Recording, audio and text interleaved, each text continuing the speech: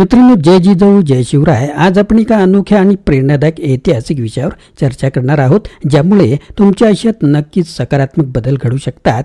चला तर मग सुरुवात करूया आजच्या या महत्त्वाच्या आणि शिक्षाप्रद विषयाला. आज आपण एक अत्यंत गूढ आणि महत्त्वाच्या ऐतिहासिक घटनेचा उलगडा करणार आहोत.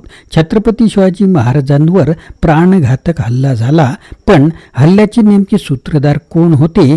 सूर्याजी पिसाळ का कृष्णाजी कुलकर्णी? शिवरायांचा विश्वासघात का झाला? या प्रश्नांची उत्तरे शोधण्यासाठी आम्ही प्राध्यापक महम्मद देशमुख यांच्या शिवशाही या ग्रंथावर आधारित संशोधनातील काही महत्त्वाचे मुद्दे आज तुमच्यापर्यंत आणणार आहोत. शिवाजी महाराजांच्या जीवनातील एक अत्यंत गूढ घटना.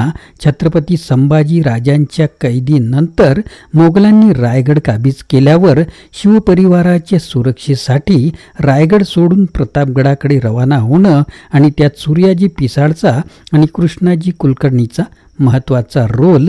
शिवरायांच्या कुटील शत्रूंसोबत नात्याची सखोल उकल केली जाणार आहे. या संदर्भात तुम्ही अनेक नाटकांमध्ये, कादंबऱ्यांमध्ये किंवा ऐतिहासिक कथेच्या रूपात वाचलेले असेल, पाहिलेले असेल, पण प्रत्यक्षात कसा गोंधळ झाला आणि किती विश्वासघात केला गेला हे सर्व आजच्या व्हिडिओमध्ये सुसंगत आणि परिष्कृत रूपात स्पष्ट करणार आहोत.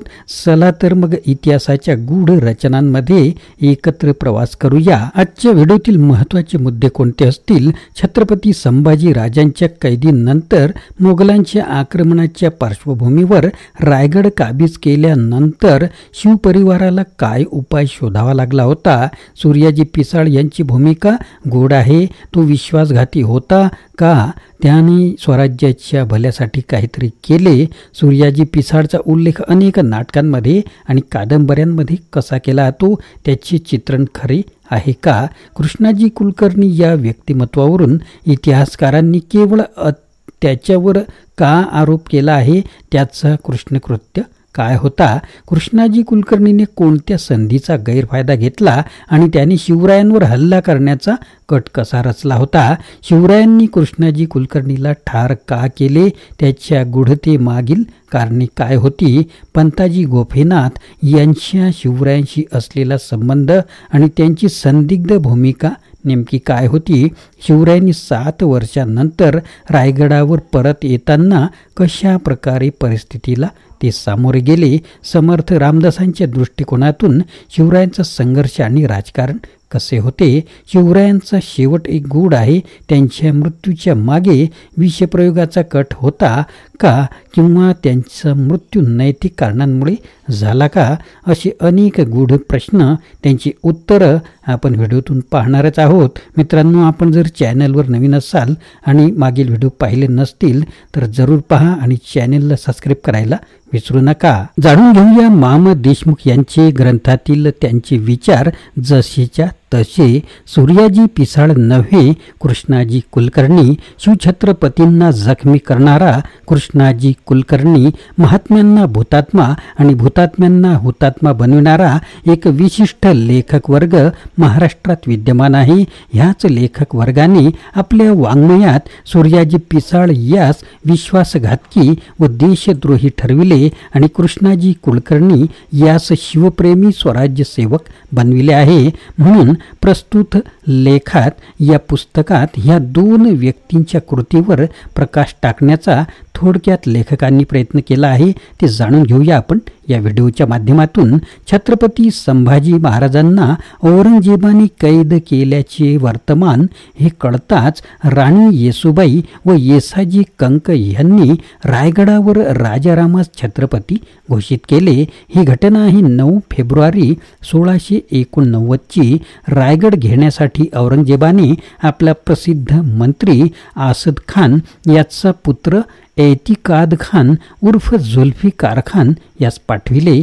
त्याने रायगडास वेढा दिला. ही घटना ही 25 मार्च 1689ची. राजाराम, राणी येसूबाई, तिचा 9 वर्षाचा मुलगा शिवाजी द्वितीय म्हणजेच शाहू वगैरे शिवपरिवार वेढ्यात अडकला. अशावेळी निग्रही व धैर्यशाली येसूबाईंच्या आग्रही उपदेशावरून राजाराम स्वरक्षणार्थ सहकुटुंब रायगड सोडून प्रतापगडाकडे निघाला. झाला.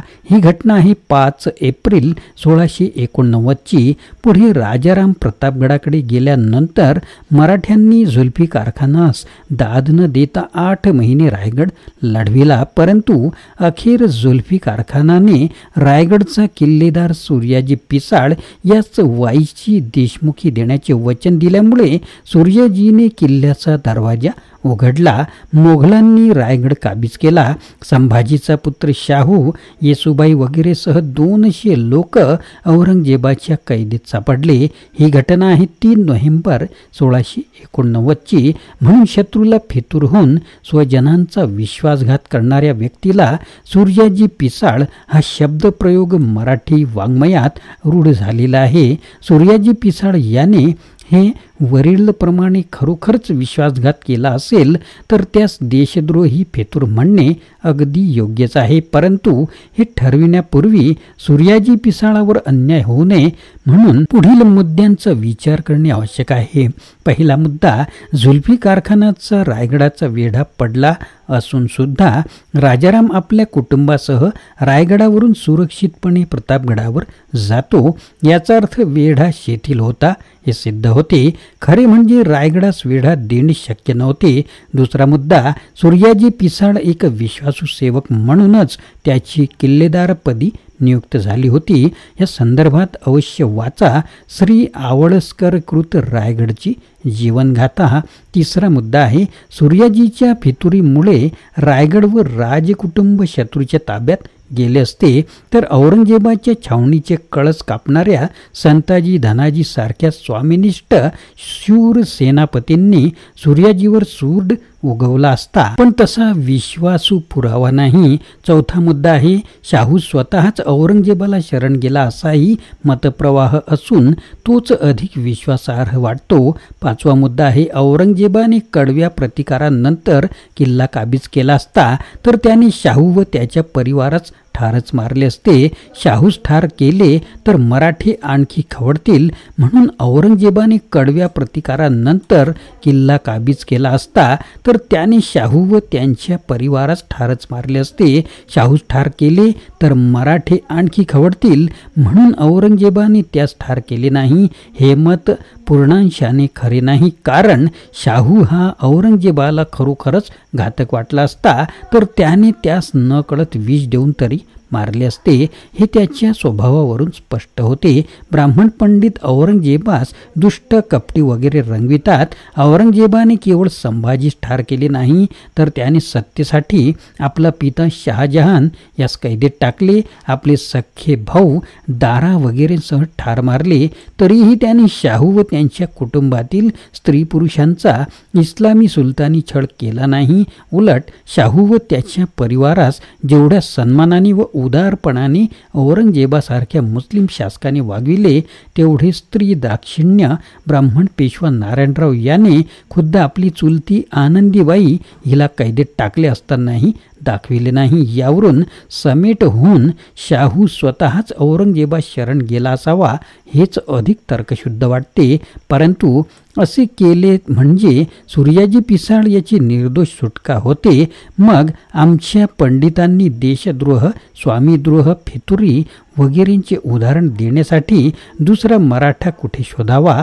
अनेक नवीन शोधांमुळे आमच्या कूप मंडूक छाप शास्त्री पंडितांनी केवढी गैरसोय होत असेल आणि होत आहे. उदाहरणार्थ चंद्रावर जाऊन तेथील दगड खडक आणल्यामुळे चंद्रलोक, चंद्रमुखी, मुखचंद्र, चंद्रासारखे सुंदर मुखकमल वगैरे कल्पना, कविता आणि कथा आता त्या लिहिणाऱ्यांच्या व्यथा झालेल्या आहेत, वेडगड ठरल्या आहेत. आमच्या प्राचीन शास्त्र पंडितांच्या अशास्त्रीय दांभिक दृष्टिकोनाचाही फार मोठा तडा गेलेला आहे. चंद्राप्रमाणे सूर्याजीबद्दलही कोणी संशोधन केले आणि त्याच्या विश्वासपात्र प्रामाणिकपणाचा पुरावा सादर केला तर आमच्या नाटक, कथा, कादंबऱ्यांवर केवढे संकट कोसळेल. या संशोधनामुळे तर आमच्या महोपाध्यायांच्या पगड्यातील बटाटेच बाहेर पडतील. संभाजीला व्यभिचारी आणि मद्यपी ठरवून तशी नाटके, कथा, कादंबऱ्या चांगल्या रंगतदार बनविता येत होत्या, परंतु संभाजी तसा नव्हता हे आता सिद्ध झाल्यामुळे आमच्या पंडित लेखक कुंचित केवढी गैरसोय झाली आहे. असल्या भलत्या शोधामुळे त्यांचे सर्व लेखन एकदम आउट ऑफ डेट होते ना. म्हणून तर नवनवीन शोधांना विरोध करणे हा त्यांचा पिढीचा धंदा आहे. पण असले लेखन केव्हा ना केव्हा उघडकीस येणारच आणि त्याचा बहुजनांकडून धिक्कार होणारच, हेही तेवढेच खरे. पुढचा मुद्दा आहे सूर्याजी पिसाळ न म्हणता कृष्णाजी कुलकर्णी म्हणावे. सूर्याजी पिसाळ स्वराज्यद्रोही नव्हता, निर्दोष होता. या शोधामुळे आमच्या शास्त्री पंडितांची गैरसोय होऊ नये म्हणून त्यांनी आता स्वराज्यद्रोही फितुराबद्दल सूर्याजी पिसाळऐवजी कृष्णाजी कुलकर्णी हा शब्दप्रयोग प्रचलित करावा. असे केले तर त्यांचे लेखन कालबाह्य होणार नाही, कारण कृष्णाजी कुलकर्णीच्या राष्ट्रघाताबद्दल अस्सल पुरावा असून इतिहासकारात मुळीच मतभेद होणार नाहीत. असे केले तर त्यांचे लेखन कालबाह्य होणार नाही, कारण कृष्णाजी कुलकर्णीच्या राष्ट्रघाताबद्दल अस्सल पुरावा असून इतिहासकारात मुळीच मतभेद होणार नाहीत. सरकार सुद्धा तुमच्या लिखाणावर बंदी घालणार नाही. माझ्या मध्ययुगीन भारताचा इतिहास शौर्यगाथा पृष्ठ 25-26 वर हा मजकूर पुराव्यासह आलेला आहे असे लेखक म्हणतात. महाराष्ट्र सरकारने सुद्धा तो आक्षेपार्ह ठरविलेला नव्हता. म्हणून कृष्णाजीचे कृष्णकृत्य थोडक्यात बघू. कृष्णाजी भास्कर कुलकर्णी नावाचा ब्राह्मण अफजल खानाचा वकील होता. खानाने त्यास वाटाघाटीसाठी शिवरायांकडे पाठविले. शिवरायाने कृष्णाजीस आपला समजून सन्मानाने वागविले, मानाची वस्त्रे सुद्धा दिलीत. महाराजांनी आपला ब्राह्मण वकील पंताजी गोपीनाथ बोकील यास कृष्णाजी बरोबर अफजल खानाकडे पाठविले. त्याच्यामार्फत शिवाजी महाराज व अफजल खान यांच्या भेटीबद्दल अटी ठरविल्या. प्रतापगडावर भेट झाली 10 नोव्हेंबर 1659 गुरुवारी. भेटीच्या वेळी प्रत्येकाला वकील व 10 अंगरक्षक एवढीच लोक राहणार होते. खानाची भेट म्हणजे प्राणाशी गाठ, सर्वांना चिंतेचा विषय. गडावरील मंडळींचा गहिवरल्या अंतकरणाने निरोप घेऊन महाराज आपले रक्षकांसह खानाच्या भेटीस निघाले. महाराजांनी खानासाठी सुंदर शामियाना उभारला होता. अफजल खान आपले अंगरक्षक व वकील कृष्णाजी भास्कर कुलकर्णी यांच्यासह अगोदरच येऊन थडकला होता. ठरल्याप्रमाणे अफजल खानाने आपली तलवार कृष्णाजी भास्कर कुलकर्णीच्या हातात देऊन शिवाजीला आलिंगन दिले. लगेच त्याने महाराजाची मान आपल्या डाव्या काखेत घट्ट दाबली, कट्यार काढली आणि महाराजांच्या कुशीत खुसकन खुपसली. पण चिलखतामुळे इजा झाली नाही. प्रसंगावधानी शिवरायांनी मोठ्या चपळाईने आपल्या उजव्या हातातील कट्यार बिचवा आणि डाव्या हातातील वाघनखे खानाच्या पोटात खुपसून त्याची आतडी बाहेर काढली. खानाने अखेरच्या आळोरीत ठोकली. खान लव्हा लव्हा बोलिला, म्हणजेच धावा धावा म्हणाला. अफजल खानाच्या हाकेसरशी शिवाजींवर हल्ला करण्यासाठी एक इसम चालून आला. त्याने शिवरायांवर वार केला. कोण असावा हा इसम? स्वराज्याच्या स्वामींवर तलवारीने प्राणघातक घाव करणारी कोण ही व्यक्ती माहीत आहे तुम्हाला? काय म्हणता? अफजल खानाचा मुलगा? एखादा मुलगा? सय्यद बंडा? नाही, एखादा खान किंवा मुसलमान मुळीच नाही. मग कोण? ऐका, स्वराज्याचे प्राण शिवराय यांचे प्राण घेण्यासाठी प्राणघातक प्रहार करणारा इसम दुसरा तिसरा कोणी नसून खुद्द कृष्णाजी भास्कर कुलकर्णीच होता. मुसलमान तर नव्हेच, उलट हिंदूंच्या धर्मगुरूंचा जातभाई, हल्ला हिंदू धर्मरक्षक शिवरायांवरच. कृष्णाजीचा वार अडवीत शिवाजी महाराजांनी कृष्णाजीच ते म्हणाले, आम्ही ब्राह्मणास मारित नाही, पळून जावे. महाराजांच्या या उदार संधीचा कुलकर्णीने गैरफायदा घेतला. तो कसा? पहा. कृष्णाजीने शिवाजी महाराजांच्या डोक्यावर प्राणघातक प्रहार केला. हा प्रहार एवढा जोरदार होता की महाराजांच्या मस्तकावर खोक पडली, रक्त वाहू लागले. कृष्णाजीचा वार शिरस्त्राणावर बसून सुद्धा एवढी भयानक खोक पडली. शिरस्त्राण नसते तर हा आघात मर्माघात ठरला असता. स्वराज्याची प्राणज्योत मालवली असती. पण मात्र खवळलेल्या शिवरायांनी कृष्णाजी कुलकर्ण्यास ठार केले. काही म्हणतात जाऊ दिले, पण ते योग्य वाटत नाही. या घटनेचा पुरावाच हवा असल्यास शिवभारत पृष्ठ क्रमांक 43 ते 46 जेधे करीना वाईची यादीनामे वगैरे वाचा. कृष्णाजी कुलकर्णी महाराजांवर वार करीत असताना तेथेच असलेल्या महाराजांचा ब्राह्मण वकील पंताजी गोपीनाथ बोकील काय करीत होता हाही एक संशोधनाचा विषय व्हावा. त्यानंतर 7 वर्षांनी आग्र्याहून महाराज राजगडावर परत आले तेव्हा वैराग्य वेशधारी शिवाजी महाराजास या खोकेवरून जिजामातीने ओळखले. स्वराज्य संस्थापक छत्रपती शिवाजी महाराज यांच्या शरीरावर तेही मस्तकावर इतिहासाला माहीत असलेली ही एकमेव जखम असावी.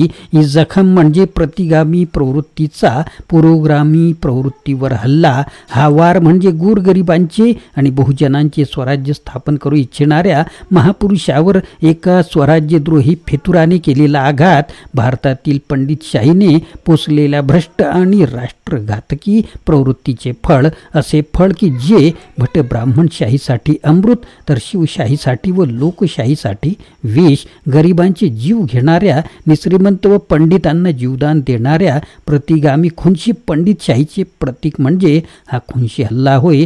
श्रीमान समर्थ रामदास स्वामीजींनी या घटनेचा कुलकर्णीचा निषेध केला नाही. महाराजांवर एवढे संकट कोसळले तरी ह्या श्रीमान योगींनी आपले दुःख कुठेच व्यक्त केले नाही. का करतील? कारण यावेळी रामदास स्वामी होते बाजी घोरपडे यांचे आश्रित.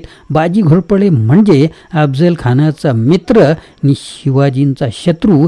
तरी रामदास राष्ट्रपुरुष, त्यांना शिवाजींचे गुरुच म्हणावायचे. शिवाजींचा मृत्यू आणि त्यांच्या हिंदवी स्वराज्याचा अंत या दोन्हीच्या कारणांमध्ये सुद्धा साम्य दिसून येईल. शिवाजी महाराज मोगलांवर विजय मिळू शकले परंतु प्रतिगामी पंडित प्रवृत्तीनेच त्यांचा अखेर जीव घेतला. सुहेराबाईच्या मदतीने शिवरायास विष देऊन त्यांचा प्राण घेण्याच्या कटात त्यांचे ब्राह्मण मंत्रीच अग्रेसर होते तर शिवरायांच्या स्वराज्यास वतनदारीचे विष देऊन त्यांच्या नाशाची व्यवस्था करण्यात पेशवा बाळाजी विश्वनाथ भट यासच अग्रस्थान द्यावे लागेल.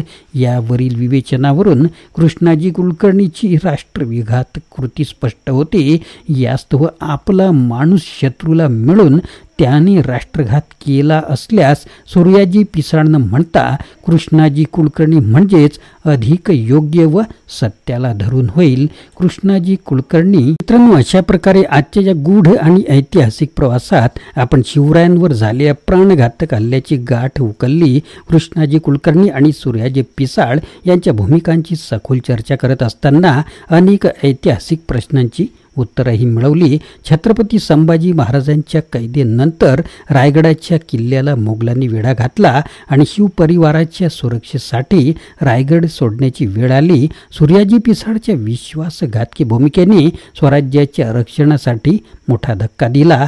पण याच वेळी कृष्णाजी कुलकर्णीने घातलेला कट म्हणजे इतिहासातील एक गूढ राजकारण आहे. शिवरायांच्या गूढ मृत्यूवर आजही अनेक प्रश्नचिन्ह आहेत. विषप्रयोगाचा कट, पंताजी गोपीनाथांची संदिग्ध भूमिका आणि त्यांची सर्व कारवाई याची उत्तर कधीच मिळाले नाही. समर्थ रामदासांच्या दृष्टिकोनातून शिवरायांचा संघर्ष केवळ युद्धाचा नव्हे तर राजकारणाचा देखील होता. 7 वर्षानंतर रायगडावर परत येताना त्यांचा अनुभव आणि राज्यव्यवस्थेचा बदल या सर्व घटनांवर एक गूढ पडदा आहे. आज या सर्व मुद्द्यांचा उलगडा केला आणि ते ऐतिहासिक दृष्टिकोनातून अधिक स्पष्ट झाले. आपल्याला हे समजले की इतिहासातील प्रत्येक घटना केवळ एक कथा नाही तर ती अनेक गूढ प्रश्नांची एक जणू चित्रित छाया आहे जी आजची आपल्या समोर उभी आहे. मित्रांनो, आशा आहे की तुम्हाला हा व्हिडिओ आवडला असेल. कृपया लाईक करा, शेअर करा आणि तुमच्या मित्रांसोबतही हा व्हिडिओ शेअर करा. चॅनलला सबस्क्राईब करा आणि आमच्यासोबत या शिक्षणाच्या प्रवासात सामील व्हा. जय जिजाऊ, जय शिवराय, जय महाराष्ट्र. Video legal disclaimer. या व्हिडिओमध्ये व्यक्त केलेली माहिती, विचार आणि मते ही संपूर्णपणे लेखक, पुस्तक किंवा इतर संदर्भित व्यक्तींची मते आहेत आणि ती कोणत्याही प्रकारे मालक, निर्माता किंवा यूट्यूब चॅनलच्या विचारांशी संबंधित नसू शकतात. या व्हिडिओचा उद्देश केवळ शैक्षणिक आणि ऐतिहासिक माहितीपूर्ण स्वरूपाचा आहे. कोणत्याही प्रकारची चुकीची माहिती दिली असल्यास ती जबाबदारी सदर लेखकांची आहे. कोणालाही दुखवण्याचा आमचा हेतू नाही. आमचे यूट्यूब चॅनल किंवा व्हिडिओ निर्मात्यावर कोणत्याही विचारांबद्दलची कायदेशीर जबाबदारी येत नाही. पुस्तकातील विचार आणि संदर्भ यावर कोणतेही हक्क आम्ही दावा करत नाही. मित्रांनो, आपण कमेंट किंवा कोणतीही प्रक्रिया करताना याचा विचार करावा.